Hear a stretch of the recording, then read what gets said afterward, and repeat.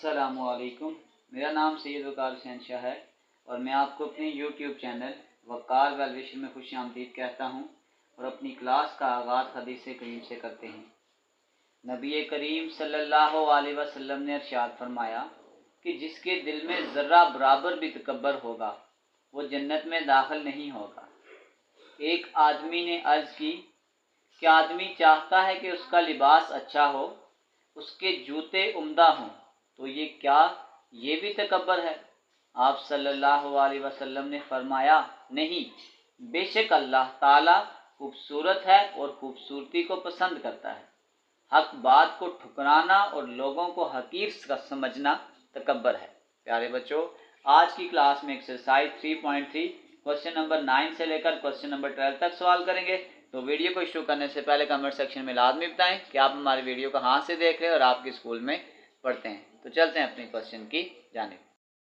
Number 9 बिल्कुल same पहले ही तरह सिर्फ इसको वर्डिंग में एक्सप्लेन किया गया है कि speed of air is inversely proportional to time, यानी जो स्पीड है ये v है, इनवर्सली प्रोपोर्शनल टू है टाइम।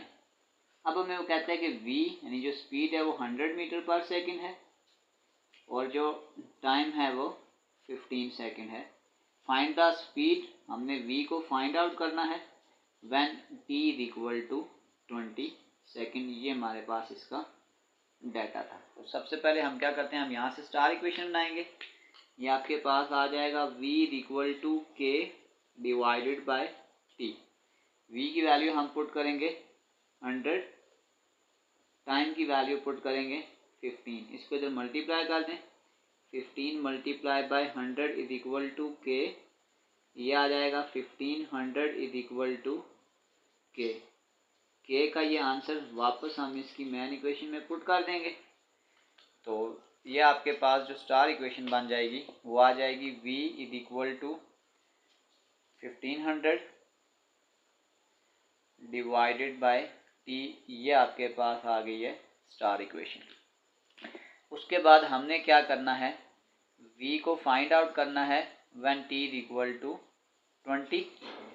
तो स्टार इक्वेशन में वैल्यू को पुट कर दें, तो ये आ जाएगा v is equal to 1500 divided by 20। तो ये आपके पास आ जाएगा v is equal to 75 meter per second, यानी कि हमारे पास स्पीड ऑफ एयरप्लेन इज, इसको मगर वर्डिंग में लिख दें कि speed of airplane is 75 meter per second. reach the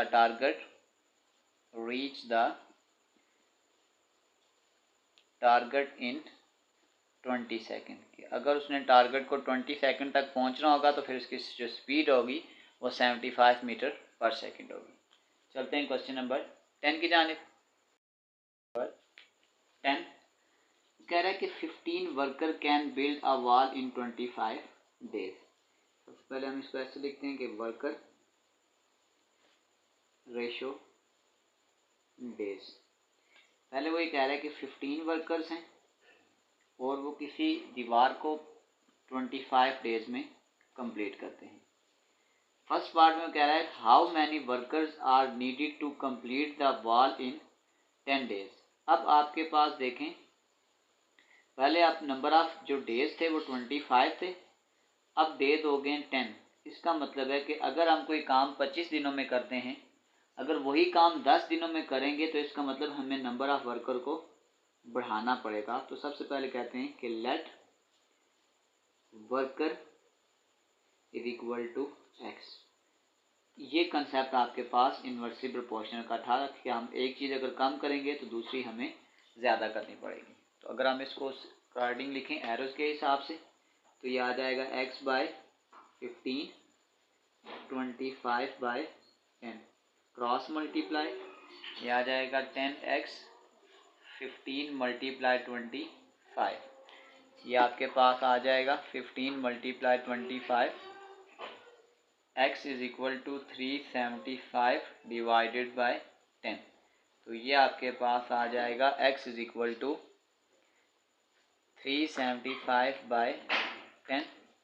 तो अगर मैं इसको पॉइंट में लिख लूँ तो x आपके पास आ जाएगा 37.5। क्योंकि ये वर्कर है तो इसको हम अप्रॉक्सीमेटली लिख लेते हैं कि ये आपके पास अप्रॉक्सीमेटली 38 वर्कर हमें रिक्वायर्ड होंगे। राउंड करने का रीज़न ये है कि नंबर ऑफ़ वर्कर है, तो अब ऐसा तो नहीं हो सकता कि हम कहते हैं कि वो आधा वर्कर है, तो इसलिए हमने इसको राउंड ऑफ करके अप्रॉक्सीमेटली, यानी जो एक्स हमने कहा था कि वर्कर हैं, वो आपके पास आ गया 38। इसी के बी पोर्शन में अगर हम जाएं तो दोबारा से हम यही काम करेंगे कि सबसे पहले हम ये लिखेंगे कि वर्कर्स रेशो डेज। उसने हमें पहले कहा था कि 15 वर्कर हैं और नंबर ऑफ़ डेज 25 हैं। सेकेंड पार्ट में कह रहा है if how many days will 12 people. पहले कितने वर्कर थे?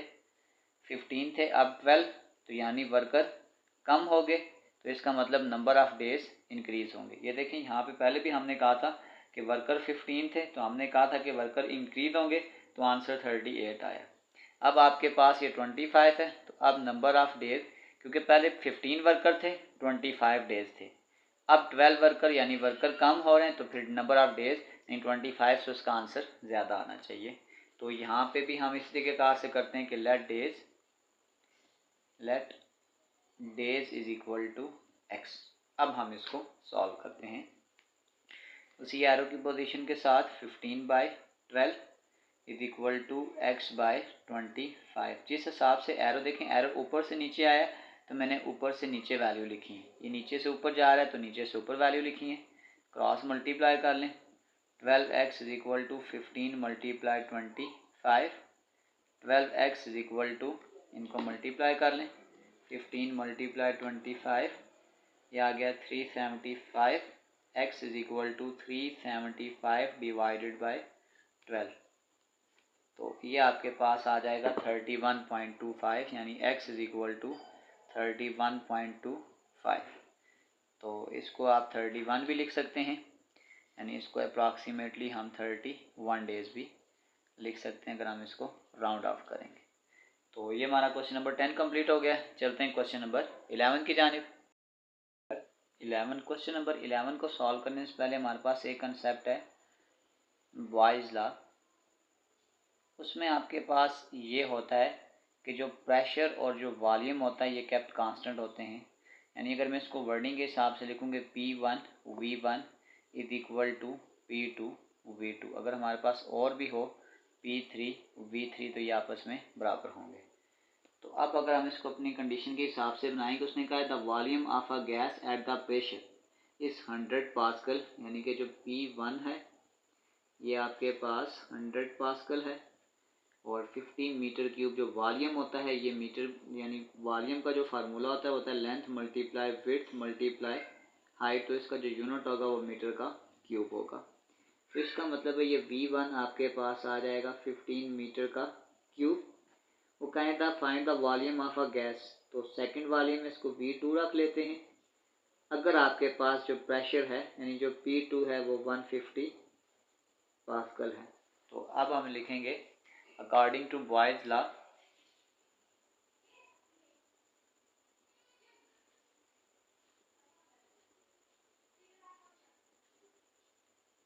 क्योंकि इसमें दो ही प्रेशर हैं तो हम दो फार्मूला लिखेंगे। P1 V1 is equal to P2 V2। हमने V2 फाइंड करना है, तो ये आ जाएगा P1 V1 divided by P1 is equal to V2। Value को पुट कर दें।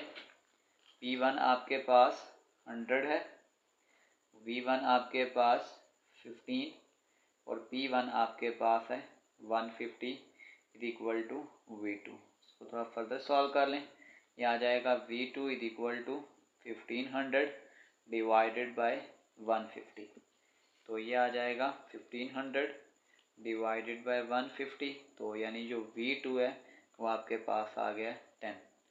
तो V2 वॉल्यूम है तो इसको हम लिख देंगे 10 मीटर का क्यूब। ये हमारे पास इसका आंसर है। चलते हैं इसके लास्ट क्वेश्चन की जानिब। 12 हमारे पास y और x का जो रिलेशन है वो ये है कि y is inversely proportional to x, और हमने इस टेबल को कंप्लीट करना है। सबसे पहले हम यहाँ पे k की वैल्यू निकालेंगे, k डिवाइडेड बाय x। एक वैल्यू उसने हमें गिवन दी है कि अगर x की वैल्यू 12 है तो y की वैल्यू 3 है। तो ये आ गया x is equal to 12, y is equal to 3। इसको पुट करते हैं, ये आ जाएगा 3 divided by k divided by x यानी कि 12। इस 12 को 3 से मल्टीप्लाई करें, 3 multiply by 12 is equal to k, 12 3 are 36, ये आपके पास आ गया k। अब k का आंसर हम इधर पुट करते हैं और यहाँ पे एक स्टार इक्वेशन बना लेते हैं। तो अगर हम स्टार इक्वेशन बनाने की कोशिश करें तो वो आपके पास आ जाएगा y is equal to k यानी कि 36 डिवाइडेड बाय x, ये आपके पास आ गई है स्टार इक्वेशन। अब वन बाय वन हम ये तमाम वैल्यूज़ को फाइंड आउट करते हैं। पहले पार्ट में हमने ये किया, अगर x की वैल्यू 9 है तो हमने y की वैल्यू को फाइंड आउट करना है। तो ये आ जाएगा y is equal to 36 divided by 9, 9 4 are 36। तो इसका मतलब ये हो गया कि जब आपके पास x की वैल्यू 9 है तो जो y का आंसर आ रहा है वो 4 आ रहा है। ये पहले पार्ट का आंसर है। इसी तरीक़ेकार से अब हम इसके दूसरे पार्ट को सॉल्व करते हैं। दूसरे पार्ट में आपके पास ये है कि अगर x की वैल्यू आपके पास 6 है तो y की वैल्यू क्या होगी। वही रिलेशन बनाएंगे, y is equal to 36 divided by x, y is equal to 36 divided by 6, 6 6 are 36, यहाँ पे ये आंसर आ जाएगा 6। इसका मतलब है जब आपके पास x की वैल्यू 6 है तो y की वैल्यू भी आपके पास 6 आ जाएगी।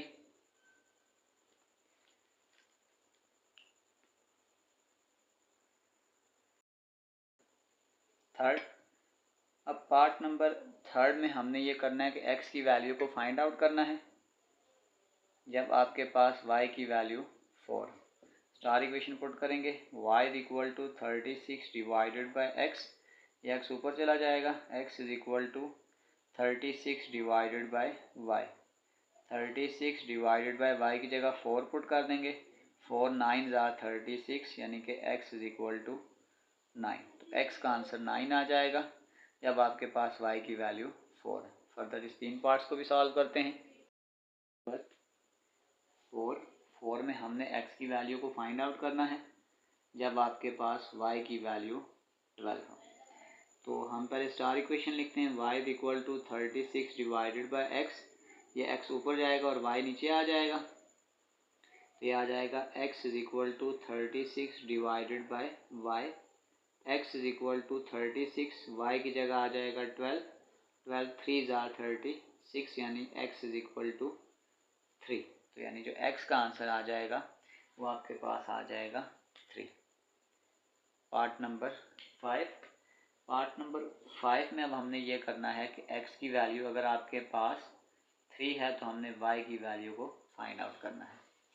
Star equation, y is equal to 36 divided by x, value put कर दें, y is equal to 36 divided by 3, इसको 12 से कैंसिल कर देंगे, तो ये आपके पास आ जाएगा y इज इक्वल टू 12 आ गया।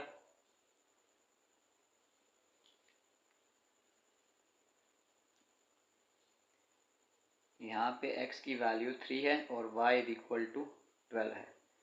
पार्ट नंबर 4 में आपके पास y की वैल्यू 12 थी और x की वैल्यू 3 है।